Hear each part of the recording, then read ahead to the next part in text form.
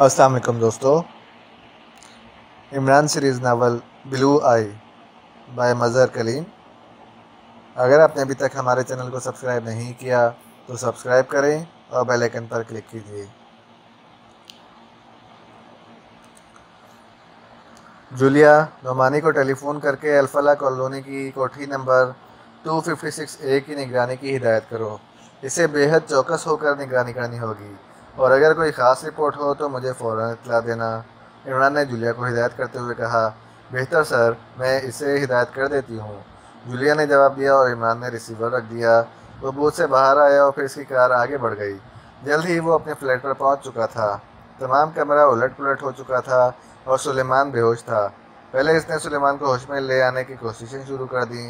जल्द ही सुलेमान होश में आ गया।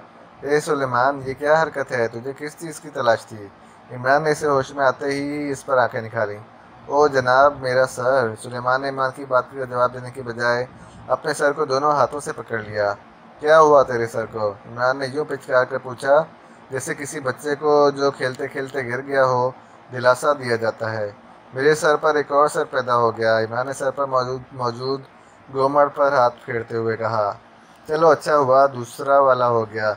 जब दो सर हैं तो दिमाग भी डबल होंगे। एक दिमाग से खाने पीने की तरकीबें सोचना और दूसरे से शेर व शायरी करके मुल्क कौम की खिदमत करना। इमरान ने इसे दोनों दिमागों का तरीका इस्तेमाल भी बतला दिया। आप शेर व शायरी की बातें कर रहे हैं, मुझे खाने पकाने की तरकीबें ही याद नहीं रहती, सुलेमान ने बुरा सा मुँह बनाते हुए कहा। अबे एक ही बार पर चीन बोल गया। इधर हम लोगों की हिम्मत की दाद दे कि दिन रात हमारे सरों पर रिवॉल्वर के दस्ते बरसते रहते हैं और हम उफ तक नहीं करते। इमरान ने बड़ी मासूमियत से जवाब दिया। आपकी क्या बात है जनाब कि आपके सर पर तोप का गोला भी लग जाए तो वो भी आपके सर का क्या बिगाड़ेगा? खुद ही चिपटा होकर रह जाएगा, सुलेमान ने तंजिया लहजे में जवाब दिया।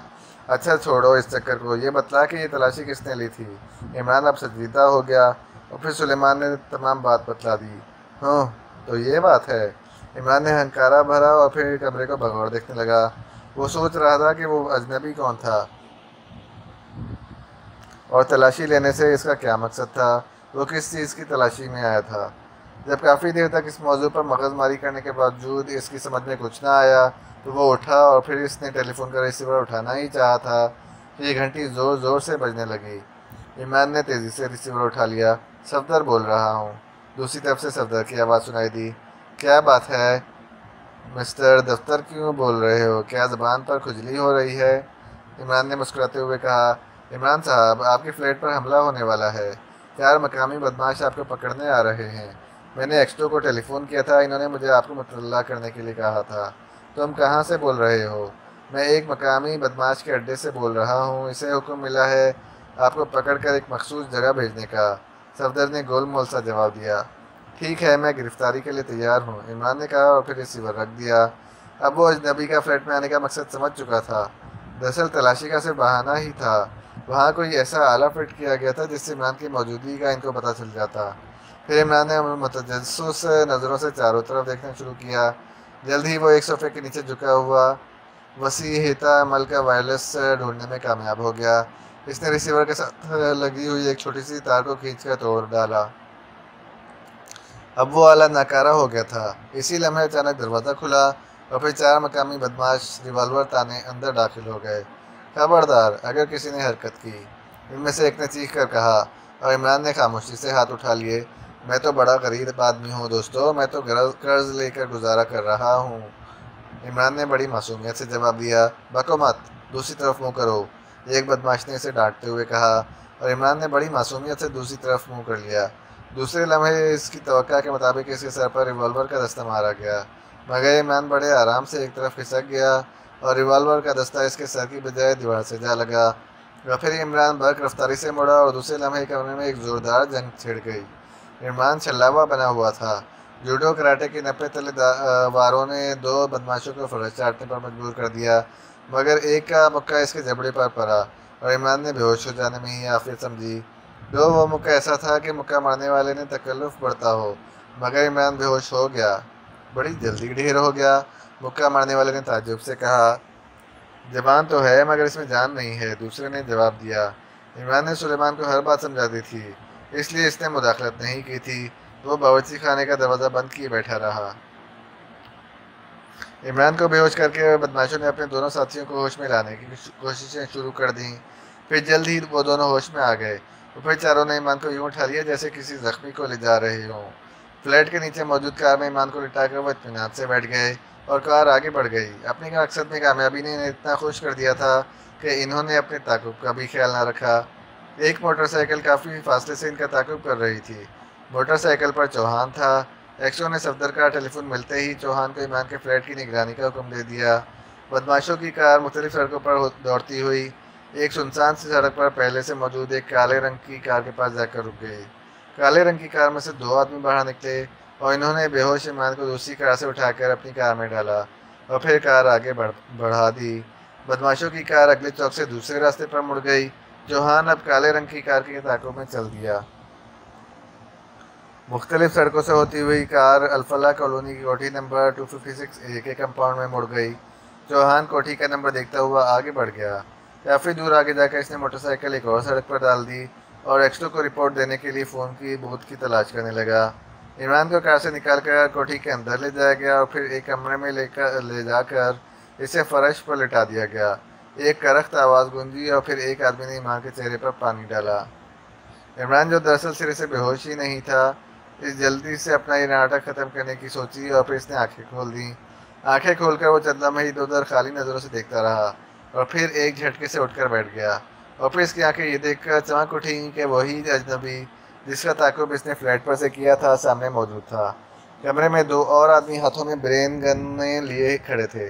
मिस्टर इमरान, आप मेरे सवालों का जवाब देंगे, इसी अजनबी ने तरख लहजे में इमरान को मुखातिब किया। माफ़ कीजिए, मुझे फ़िलहाल नौकरी की तलाश नहीं है, इमरान ने यूँ जवाब दिया जैसे अजनबी इसे नौकरी देने के लिए इंटरव्यू के लिए कह रहा हो। शट अप, अगर ज़्यादा बकवास की तो गोली मार दी जाएगी। अजनबी को गुस्सा आ गया।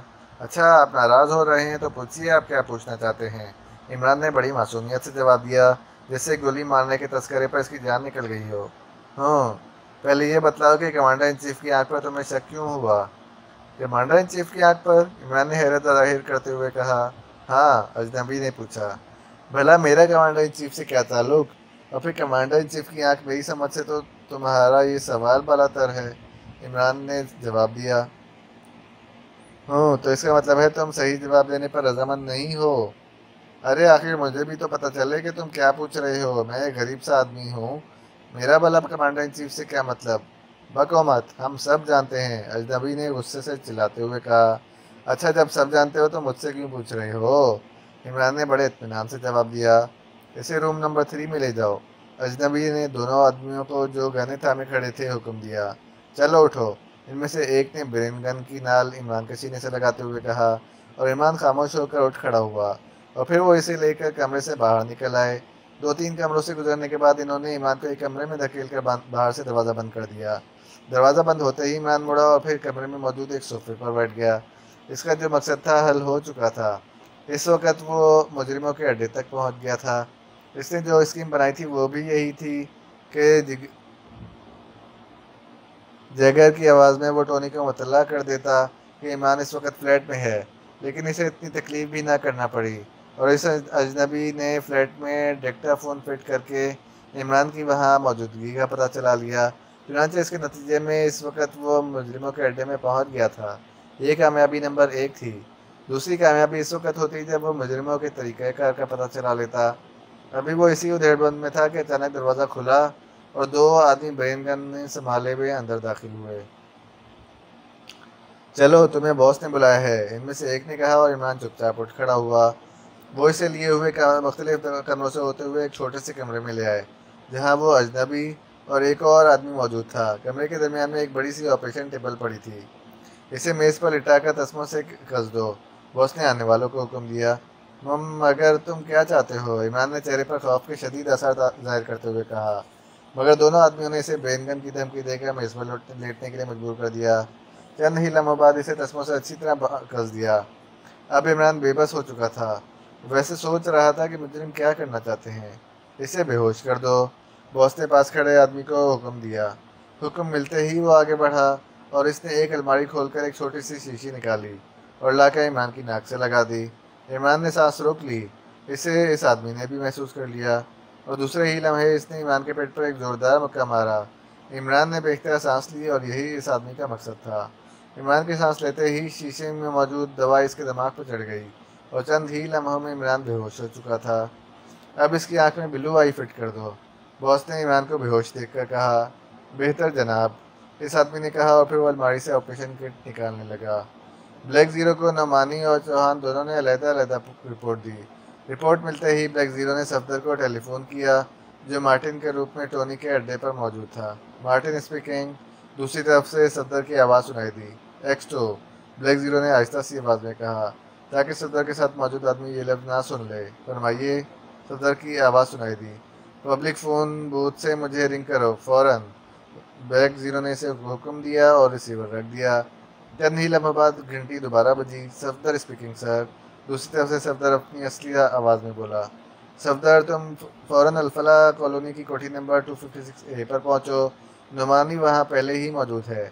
मैं कैप्टन शकील को भी भेज रहा हूं। इमरान को अगवा करके इसी कोठी में ले जाया गया है। ट्रांसमीटर वॉच पर इमरान, अगर तुम्हें कोई हिदायत दे तो इस पर अमल करना। ठीक है जनाब। ओके। एक्सो की आवाज़ सुनाई दी और फिर रब्ता ख़त्म हो गया। सफदर ने रिसीवर रखा और फिर फ़ोन बूथ से बाहर निकल आया। वो अभी तक मार्टिन के मेकअप में था। इसने एक टैक्सी पकड़ी और इसे अल्फलाज कॉलोनी चलने के लिए कहा। टैक्सी चल पड़ी। जल्द ही सफदर अल्फला कॉलोनी में पहुंच गया। कहाँ जाना है? ड्राइवर ने सफदर से जवाब सवाल किया। यहीं चौक पर उतार दो, सफदर ने जवाब दिया और फिर नज़दीकी चौक पर टैक्सी रुक गई। सफदर नीचे उतरा और इसने किराया अदा किया और इस वक्त तक वहीं खड़ा रहा जब तक कि टैक्सी मुड़कर काफ़ी दूर ना चली गई। कोठियों के नंबरों पर नज़र डालते हुए वो जल्दी ही कोठी नंबर 256A के पास पहुंच गया। फिर इसे कैप्टन शकील और नौमानी भी नजर आ गए। सफदर कैप्टन शकील की तरफ बढ़ गया। आप ठीक हो गए? सफदर के करीब जाकर कैप्टन शकील ने कहा और कैप्टन शकील जो जवाबन सफदर की तरफ देखने लगा।